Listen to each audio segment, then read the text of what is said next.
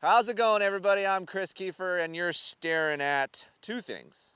The number 40, which could be the most controversial rider in our series right now. That is the AMA Monster Energy Supercross Series. To the right of me is the engine builder to the SmarTop Honda racing team, Chad Braun from XPR Motorsports. I am lucky enough today to ride Vince's bike, and most of you watching this thinking, why are you riding Vince Friese's bike? So, a couple of reasons. One, I like to ride motorcycles that are just on the cusp of being factory tuned.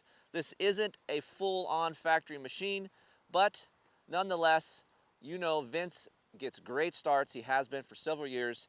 He's been in the series, I would say 10 plus years, right? So I've been watching Vince ride. Some of you guys give Vince heat. You could be a Vince hater, you could be a Vince lover. Either way, I feel like he deserves some credit. And what better way to ride his 2021 Honda CRF450R, the SmarTop Honda Racing Team bike. He is the only guy on this machine. He is basically set up as a test rider to try to develop this machine for the riders that the team has for 2022. The team will be on 2022 motorcycles next year. They'll be readily available. This year, there wasn't that many available at the time before Supercross, so Vince was granted the bikes. I'm here with Chad. We're going to talk about his engine. It's a lengthy list.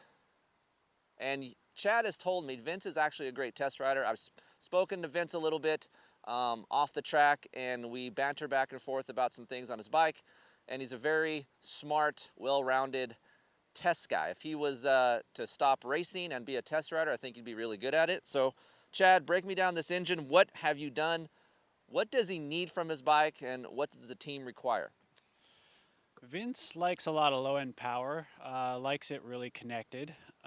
This particular bike we got late, so we had to do some work. Some of the parts transferred over from previous years, not all. We're still developing some parts. Started at the crank. The crank was the same, but we have to balance it, install a stronger rod for once we add more power. We were able to use our piston from last year, and then from the head up, we had to make changes because the head was different from 20 to 21, and that's where our development started, along with mapping, cams, pipe, all that kind of stuff. So. Yeah, real quick, crazy thing about this Akropovich, and that's how you pronounce it.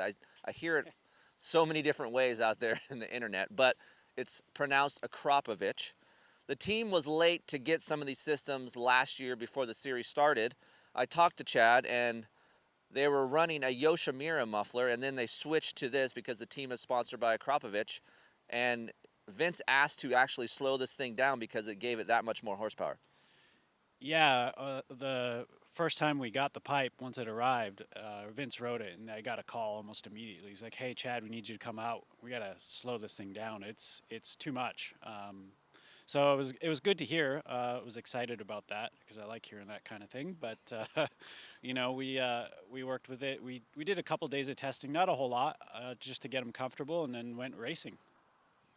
Yeah, so XPR does all of the team's engines, not just the 2021. They do the 2020 engine, which I had the pleasure to ride, I think, in 2019. That was it? 18. I think he rode JB's 18 bike after he won Daytona. And the bike that I raced, that I sucked on really bad, but it wasn't no fault of your own. But that was in 2019, right? Correct. Yeah. How close is the spec on the other riders' bikes in 2020 machines compared to what I rode? Well, that is more developed from what you rode, more specific for Supercross versus outdoors. So not huge, but enough to really be noticeable if you were to ride the two back-to-back. So with this engine, how much time have you had testing with Vince, and how many different versions are we on now? On this particular, I only had like 1 or 2 days with Vince testing, and this is still really version 1. Reason for that is that we were able to transfer a lot from previous years. It's just next generation. We wanted to go slow with this one. We wanted Vince to give us some good feedback so we don't go in the wrong direction. And so far, he hasn't had any complaints. So, once Supercross is done, we'll start really developing more stuff for it and seeing where it goes.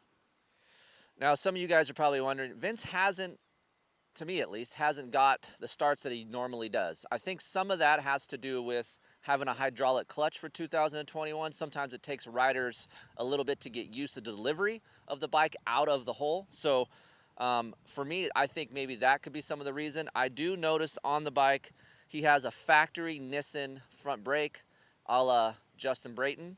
The team is sponsored by Nissan, so Vince gets the pleasure of having a factory front brake. A stock rear brake, 22 millimeter offset extra clamps, of course factory Showa front forks and shock.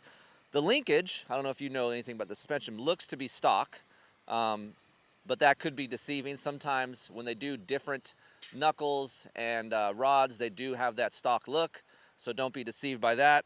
But overall, inside this engine is where the magic happens. And of course, the Vortex ECU mapped to Pro 6, correct? Yeah, running Pro 6. Yeah. A couple other things to note on Vince's bike. He runs a 1350, 1351 gearing, depending on track conditions. Works Chassis Lab mounts. Obviously, these Supercross guys require a little bit different flex than you normal guys watching this thing at home. You and I want some compliancy, some flex. These guys that race, they push these bikes hard. They want stiffness. They want it to be a little bit rigid so they can hammer through jumps into whoops.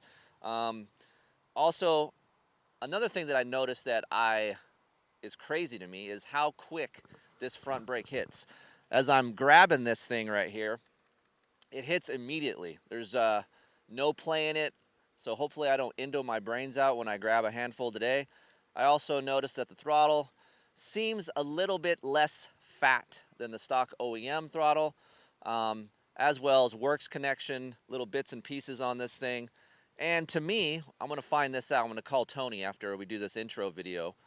I'm going to find out about Vince's clutch lever because it looks like it's a stock clutch lever that's been milled down to fit his finger a little bit differently. So a lot of personal little things to this bike that he likes, that he wants, that he requires to go fast on the track.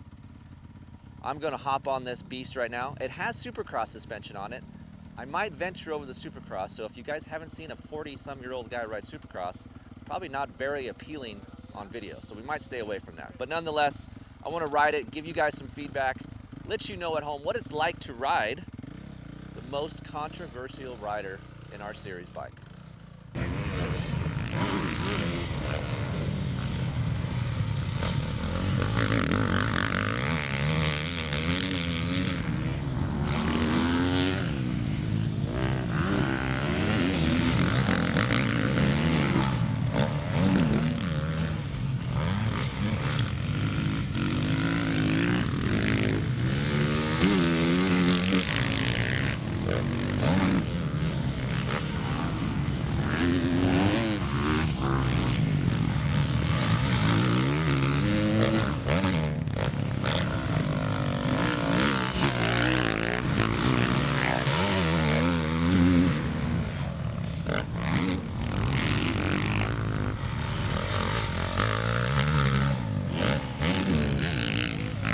All right, guys, I am back.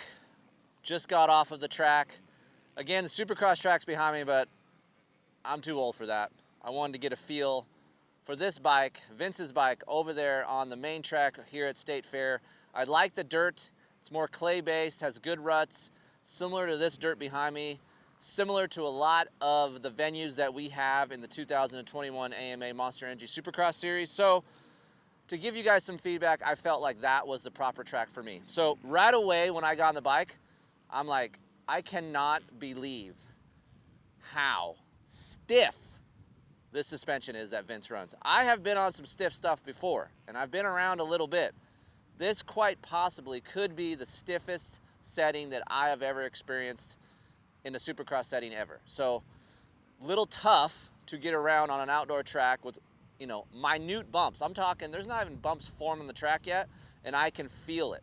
So this gives me a whole new perspective on what these guys go through coming into 15 minutes in a main event where the track is choppy, ruddy, you got these square edge and these ruts exiting the corners. It's amazing because we didn't even have that, half of that here at State Fair today, and man, it is bone jarring. So these guys have to be strong to ride. Vince has to be in shape to ride this bike. Obviously, he's a way better rider than I am, but nonetheless, the suspension is built for speed and not comfort. Just want to give that little tidbit to you guys out there wondering, sitting on the couch going, man, these guys, I could do this. Look, it is a tough, tough job to be a professional Supercross racer, and having a bike as fast as this with suspension as stiff as this, it could be a handful at times, especially during longer moto. So what's the engine like to ride? Chad at XPR, you guys heard what he had to say. Very easy, very broad engine. You would think it has a lot of bottom end. I just did a video and test on Justin Brayton's muck-off Honda. What this SmarTop Honda has that's a little bit different from the number 10 bike is it's a little bit smoother and broader of a power. JB's bike had a little bit more bottom end, a little more snap. This, man, I could ride second gear throughout the whole straightaway here at State Fair. There's not a lot of long straightaways here, but nonetheless, I'm used to shifting to third. I didn't have to on this bike. So which made me rolling my corners really easy. As soon as I got used to it, I could just leave it in second, gas it out of the hole here, and then just accelerate down the straightaway without having to worry about shifting to third gear. I would assume most every jump that these guys do on Saturday nights or Tuesday afternoons would be in second gear. There's no need for third gear. I tried third gear, I'm like, man, it's gonna go way too fast. It's a little bit too luggy for me. So impressive engine as far as second gear roll on, but I changed a couple maps while I was out here today, and the map that Vince likes has more bottom end hit. I went to a different map that's a little bit smoother and longer, which was more comfortable for me. You know, I would say he likes his RPM response crisp, but not a lot of bottom end like JB. So it was surprising to me see how linear this engine is. And what's cool about Chad at XPR is he knows how to build easy to ride, plenty of power 450 engines. These engine tuners for these teams that are out there right now are super smart guys, and they also can build engines, but ECU tune as well. And that's the key thing to this bike as well, is the Vortex ECU mapped to what Vince likes, how he likes his delivery, and that is an important piece to the puzzle. I remember a long time ago some people saying, hey, James Stewart isn't going to ride his certain bike that he wants unless he has a factory ECU. And a lot of people laughed at that situation. Oh my gosh, he needs an ECU to go ride. But I'm telling you guys right now, with the new technology in these four strokes, an ECU tune to how you ride is a huge, huge thing. And when tents come into play, you know, at these races, an ECU tune is key from getting winning to getting eighth. So that is an important aspect to this bike. All right, so the layout of the SmarTop Bullfrog Spas Honda bike is just like your stock Honda CRF450R that's in your garage. He likes a 996 twin wall, a flat seat. He rotates his bars a little bit forward, more than I like, but Vince isn't that tall of a guy, and he still likes to have a little bit more of a roll to his bars. The lever here on the clutch is very interesting. It's a factory HRC clutch lever, and what I noticed, it's a little bit thinner, it's a little bit more round, nice to my finger, so I do like that. It looks like it's milled down a little bit to a smaller OD size, which is very trick. The front brake is insane. I barely touch the front brake, and I'm stopping mighty quick. It's something that I have to get used to, but I can appreciate when these guys have to quad into a corner and have to pivot and do a 180 out. You want a strong front brake to get you into that berm and not launch over into the Steve Mathis Memorial nets, right? We've seen that happen a time or two. So front brake is very important. A little bit too touchy for my mere mortal vet riding ass, so I would need a little bit less touch, not so grabby. I've heard Vince likes a very sensitive, touchy brake, a la this bike. Gosh, it's touchy. I can't believe it. Akrapovic gives this Honda a deeper sound, but it's fairly quiet to ride. It doesn't really rasp in my ears. I've ran some other mufflers. JB's Honda was a little bit louder, a little bit more, it's a little bit deeper sound, but just loud. The Krapovich isn't like that. So for me, I would love to have this engine package in a vet-friendly suspension package. What I'm gonna do, and this is future, is I'm gonna get some suspension settings set for me, and then I really wanna ride this engine to its potential. Today, honestly, quite frankly, it's scary to ride because the suspension is so stiff. I have to lean so far forward to keep the front end down, because if you just go off of a jump, your front end coming up because you got to put all the weight forward. Another cool aspect to the engine for you Honda owners out there is a little less vibration. I've complained about vibration in the past on stock Hondas, that I can feel the vibration, the harmonics through my feet and through the bars.